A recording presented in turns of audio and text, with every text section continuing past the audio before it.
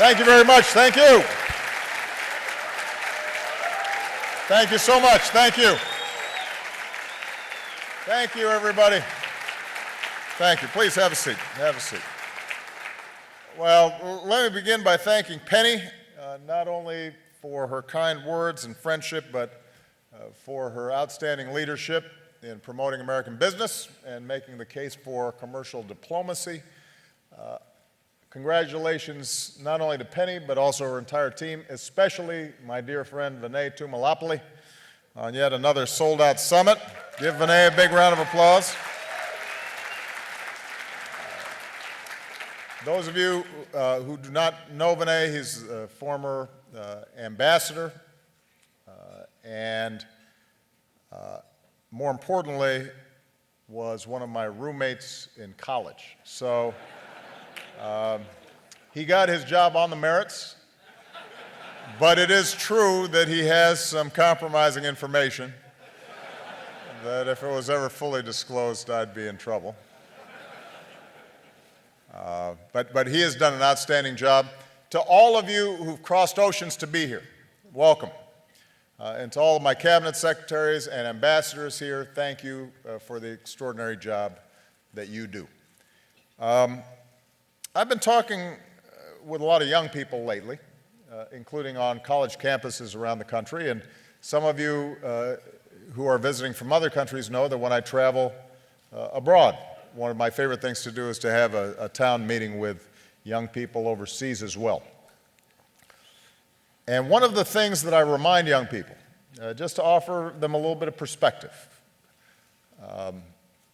is that no matter how grim the news sometimes seems, no matter how extraordinary the challenges that humanity or America seems to be facing at any given moment, if you had to choose a moment in human history in which to be born, and you didn't know ahead of time who you were going to be, what your nationality was, or your gender, or race, or class, if you had to pick one moment in history that gave you the best chance to succeed, you would choose right now.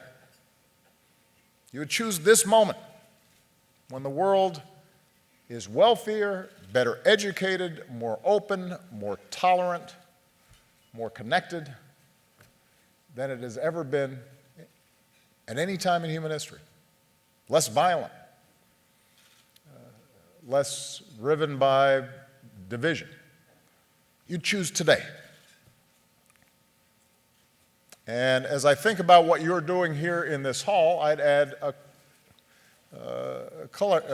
corollary to that observation.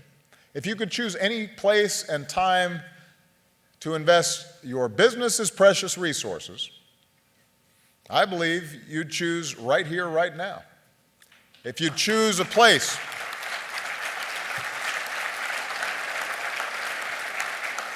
to expand your portfolio, to place your bets, to open up a plant, to start building the next great new business or service, you would select the USA. Because nowhere in the world and never in history has there ever been a better place to grow your business. Now here's why. Never before has the United States recorded 75 straight months of private sector job growth. Never before has our high school graduation rate been higher, preparing students for college and careers in your industries. Never before have we insured more than 90% of our citizens, and we've seen the slowest growth in the price of health care in 50 years. And that's important for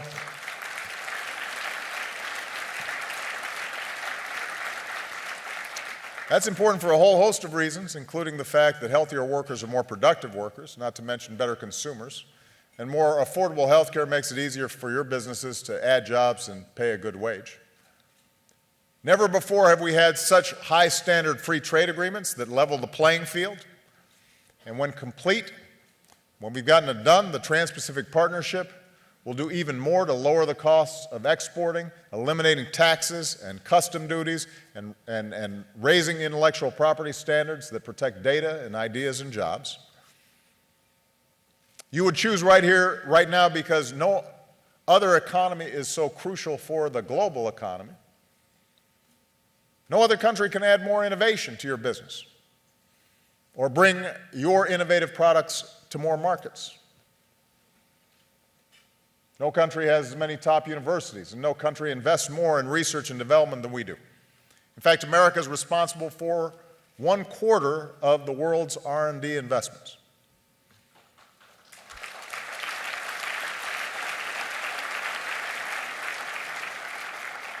No country can match our competitiveness in cutting-edge manufacturing.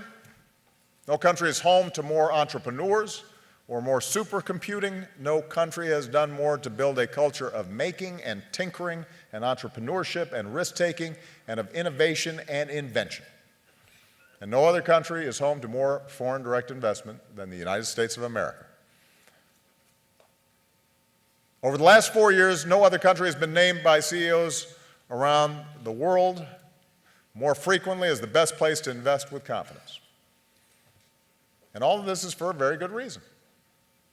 In large part because the decisions we've made since the financial crisis to build our economy on a new foundation for the future, there is no country on earth that's better positioned for the long run than the United States. We've doubled our production of clean energy, even as we continue to produce traditional energy sources at an extraordinary pace, which means energy costs are lower here than they are in many other places around the world. Our rule of law, our mature capital markets, all these things contribute to an extraordinary place to do business. Now, that's a pretty good sales pitch. I don't mind being America's pitch man. And in 7 months or so,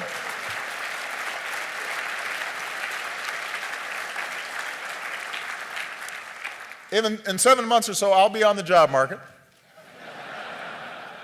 And I'm glad I'm going to be here. I'm going to get on LinkedIn and see what comes up. But the truth is, it's easy to make the case. And it's one each of the economic development organizations represented here can make just as well, because behind it are the most talented and most innovative workers in the world, American workers. That's why several years ago we took the advice of the CEOs on my Jobs Council and started SelectUSA. A team that wakes up every morning, with one mission, and that is to bring jobs to America from overseas. They connect foreign investors with local American markets, making it easier for you to build a factory or facility in the United States, making it easier for you to get American workers researching, developing, making, and marketing your products. In today's world, where business doesn't stop at borders, and when trade is how we shape economic change to our advantage, when the term global economy is redundant because of global supply chains being tied into every element and every aspect of our lives, these partnerships are the keys to success for all of us, no matter where we live, no matter if you're a small startup or a major multinational. As the local economic development experts here all know, communities that open their doors to foreign investment create more jobs and economic activity than those that don't. And since we held the first SelectUSA Summit 3 years ago, participating companies have invested more than $10 billion in 35 U.S. states and territories. And a lot of them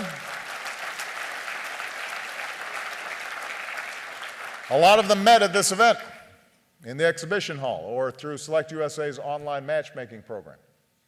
At last year's summit, an Italian tissue company started a conversation with folks from Central Ohio, and next month, They're breaking ground in the town of Circleville on a manufacturing facility that will create hundreds of jobs in a part of the American Midwest that needs them.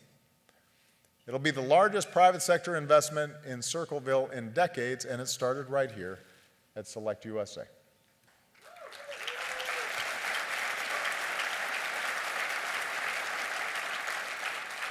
At that same summit, an agricultural tech company from Surat, India, met economic development representatives from Missouri.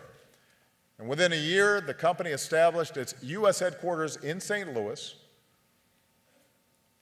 And we want more success stories like these. We want more of you to invest in America.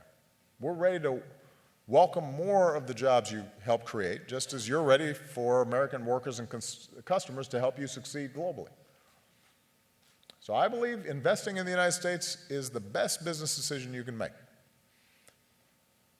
And we also know that investment is always about the future. So as proud as we are about the lead in innovation we've developed over the last 8 years, we're running up the score. We're not resting on our laurels. Since 2014, we've opened 8 cutting-edge manufacturing hubs, public-private partnerships that specialize in game-changing technologies like 3D printing, photonics, the next generation textiles.